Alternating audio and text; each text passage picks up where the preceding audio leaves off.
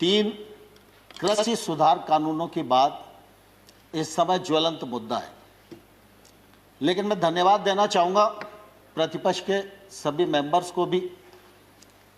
उन सब ने किसान आंदोलन पर भी चिंता की, किसान आंदोलन के लिए जो सरकार को कोसना आवश्यक था उसमें भी कोई कंजूसी नहीं की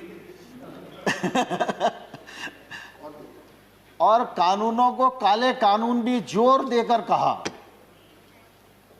लेकिन मैं आज़ाद साहब और आनंद भाई आपको बताना चाहता हूं कि मैं किसान यूनियन से भी 2 महीने तक यही पूछता रहा कि कानून में काला क्या है, एक मुझे बताओ तो मैं उसको ठीक करने की कोशिश करूं। लेकिन मुझे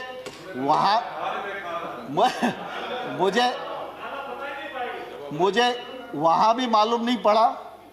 और जब प्रतिपक्ष के मेंबर्स ने भी, दीपेंद्र भाई आपका भी भाषण मैंने सुना, तो मैंने गौर से सुना कि कानून खराब है, कानून को रिपील कर दीजिए, वो हो ही जाएंगे और ऐसा वैसा सब लोगों ने अपनी बात की और करना भी चाहिए उन्हें।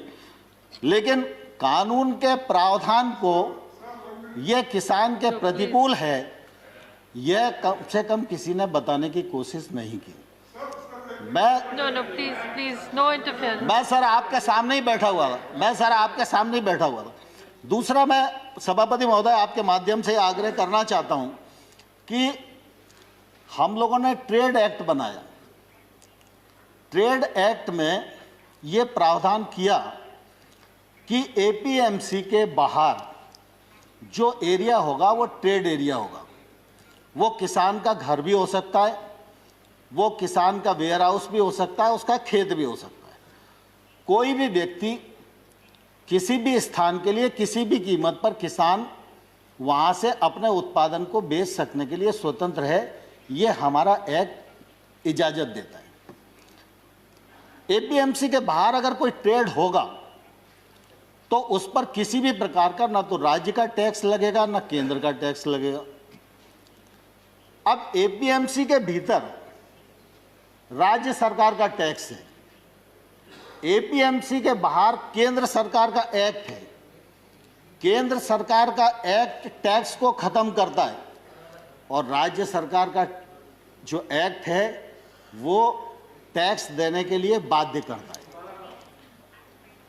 तो मैं आपके माध्यम से किसानों को भी पूछना चाहता हूं और विशेष रूप से पंजाब के किसानों को भी पूछना चाहता हूं। उनके यहाँ थोड़ी परिस्थितियां अलग हैं, आड़तिया का कमीशन अलग है, बाकी सब चीज़ें अलग हैं, लेकिन हमने टैक्स को फ्री किया और राज्य सरकार टैक्स ले रही है। तो जो टैक्स ले रहा है और लगा रहा है और बढ़ा रहा है, आंदोलन उसके खिलाफ होना चाहिए या जो टैक्स फ्री कर रहा है उसके खिलाफ होना चाहिए।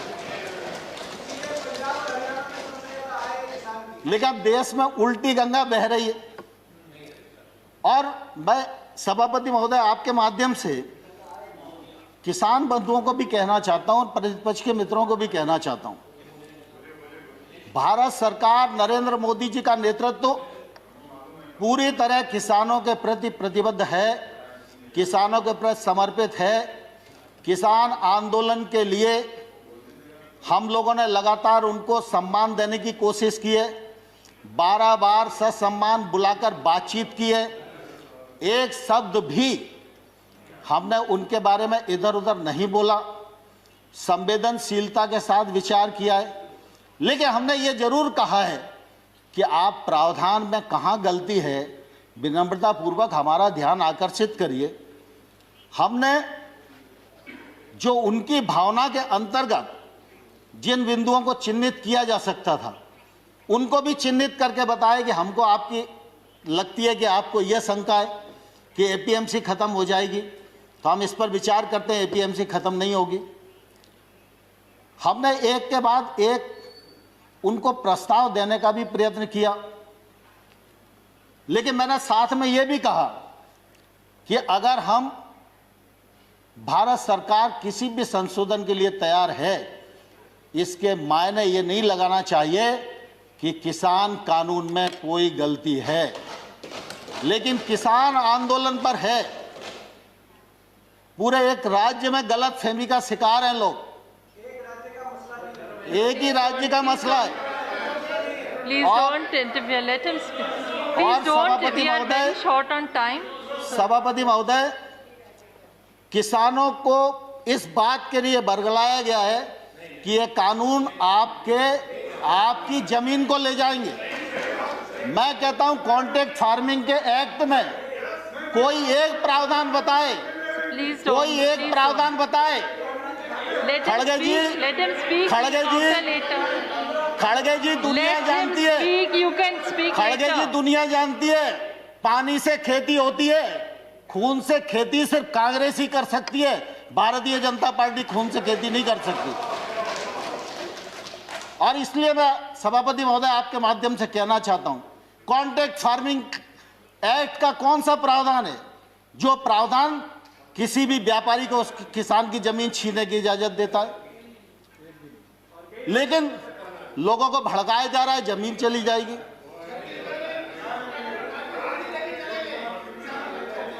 No, please, no comments from either side. No comments, please. Let the honorable minister speak. जहां पर भी एक्ट में अगर कॉन्ट्रैक्ट फार्मिंग का प्रावधान किया है, कॉन्ट्रैक्ट मूल्य का प्रावधान किया है, कॉन्ट्रैक्ट मूल्य से फसल का मूल्य बढ़ेगा सीजन पर, तो उसका बोनस के रूप में हिस्सा किसान को मिलेगा, ये प्रावधान किया गया है। और किसान इस एक्ट से कभी भी बाहर हो सकता है, व्यापारी कभी भी बिना पैसे दिए इस एक्ट से बाहर नहीं हो सकता। और मैं सभापति महोदय आपके माध्यम से कहना चाहता हूं, पंजाब सरकार का कॉन्ट्रैक्ट फार्मिंग एक्ट उठाइए, हरियाणा सरकार का कॉन्ट्रैक्ट फार्मिंग एक्ट उठाइए, और वो तो हुड्डा जी के समय ही पारित हुआ था। और आज अरे प्लीज,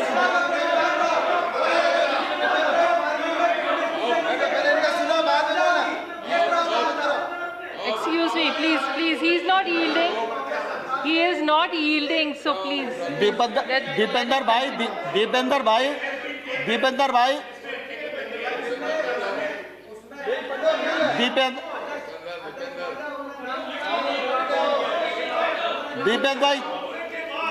भाई प्लीज, अरे मुझे स्पष्ट तो करने दीजिए। You still have a member. You can speak.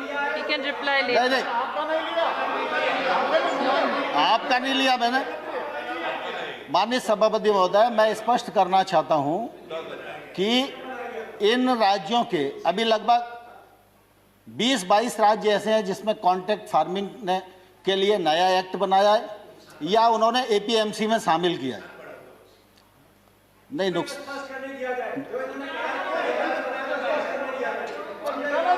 We are already very tight on time. Deepen bhai. Let him finish. You still have a member to speak. He can reply in that. Honorable Minister, please continue. Honorable Minister, please continue. Rule 6 में APMC में amendment हुआ हरियाणा में, मगर उसके साथ-साथ ये प्रावधान बना कि अगर एमएसपी से नीचे कोई प्राइवेट कंपनी अगर कॉन्ट्रैक्ट फार्मिंग में खरीद सकती है तो कानूनी कार्रवाई और सजा होगी। आप सजा का प्रावधान करें। ठीक है देवेंद्र भाई, आपकी बात आ गई, लेकिन मैं कुल देखिए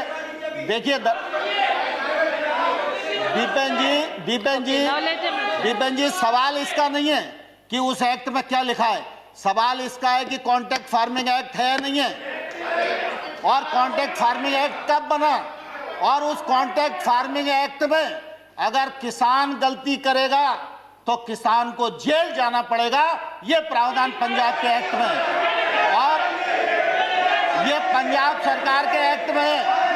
और जो भारत सरकार ने एक्ट बनाया है उसमें किसान कभी भी बाहर हो सकता है। देखिए दीपेन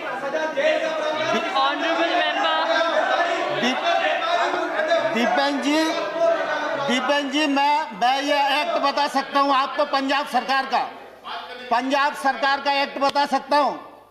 पंजाब सरकार के एक्ट में किसान को जेल जाने का प्रावधान है, और अगर वो नहीं देगा तो 5 लाख रुपए तक का जुर्माना का भी प्रावधान है। लेकिन भारत सरकार का एक्ट बात कर रहे हैं कि किसी और एक्ट की बात कर रहे हैं? नहीं, मैं पंजाब की बात कर रहा हूँ। हाँ, कॉन्ट्रैक्ट फार्मिंग मैंने कहा पंजाब सॉरी, आप हरियाणा। पंजाब की बात कर रहे हैं, हरियाणा की बात कर रहे हैं, तो ये कंफ्यूज होकर बोल रहे हैं।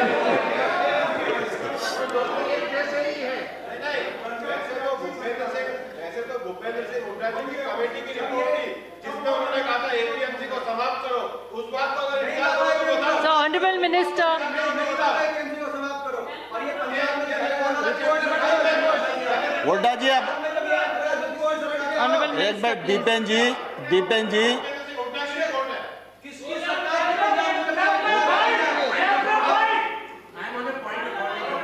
yes, yes, sir. When any reference has to be made to a person और state or a state, Under and which the individual rule? person Under which rule is are not you present putting up here, the point of order? and about a Sir, report Bhatti, under which is neither an official report nor a government report, so those Under references which must be rule, Sharma ji, are you making the point of order? Deependra ji, Hasn't given the Deepen ji rule. Please, Deepen ji please. Honorable Minister, please sit, let him speak.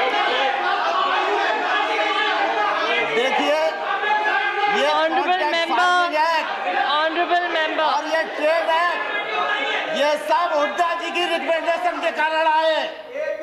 कान खोलकर सुन लो, ये Hooda committee की report के कारण आए। और अब जब दोबारा से कृषि पर बहस हो, दोबारा जब कृषि पर बहस हो, तब आप पढ़ के आना और बहस करना, मैं जवाब Under दूंगा which आपको। rule, sir? Bhupendra Yadav ji has a point of order. Please say under Bhupendra which ji, rule and madam माननीय सभापति महोदय, madam Bhupendra rule Yadav ji. 238 rule 9 shall not obstruct proceeding his or interrupt and avoid making running commentaries with speeches are being made in the council. उनको जरा restrict करिए। Now, honorable members, please realize we are very short on time. And नहीं, let सभापति the महोदय, honorable मैं minister 2 minute finish में his समाप्त speech. कर रहा हूँ। You still have one member who can speak, so they can respond to what honorable minister is saying. So, माननीय honorable सभापति minister, ji, please don't give a माननीय chance. and सभापति जी, complete it. मैं आपके माध्यम से सदन को बताना चाहता हूं, खरीद में ट्रांसपेरेंसी आए, ई ट्रांजैक्शन बढ़े, किसान को वाजिब दाम मिले, इलेक्ट्रॉनिक ट्रेड बढ़े, इसके लिए 1000 मंडियों को इनाम मंडी के रूप में परिवर्तित किया और 1000 और अब कर देंगे, बजट में प्रावधान हो गया। इसी प्रकार से लगातार हमने कोशिश की है कि कृषक की आमदनी दोगुनी हो और किसानी का योगदान देश के जीडीपी में तीव्र गति से बढ़े।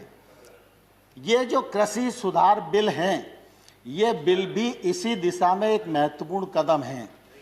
मैं आपके माध्यम से सारे सदन को भी और सारे किसान भाइयों को भी ये कहना चाहता हूँ कि प्रधानमंत्री नरेंद्र मोदी जी किसानों के लिए समर्पित हैं और रहेंगे। नरेंद्र मोदी जी ने कृषि सुधार बिल जो लेकर आए हैं, वो किसान के जीवन में क्रांतिकारी परिवर्तन लाने वाले हैं, किसान की आमदनी बढ़ाने वाले हैं और देश आगे बढ़े, गांव आगे बढ़े, किसान आगे बढ़े और देश का इकबाल पूरी दुनिया में बुलंद हो, इस उद्देश्य के साथ मोदी सरकार इस देश में काम कर रही है। माननीय सभापति महोदय।